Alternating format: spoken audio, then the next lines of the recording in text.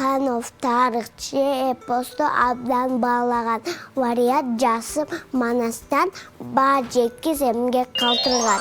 Эни сайда кыргыздар, эни сайда патаган, эгин айдап мал багып, эмгектен кыргыз талбаган.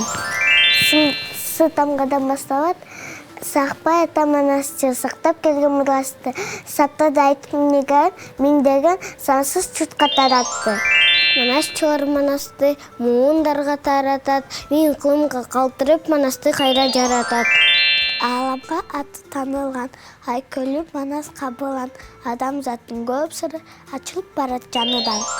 Батыр Манас сыйлаган, бакай чечен акылман, бактылуу болсоңуз деп бак каалаган Асылжан.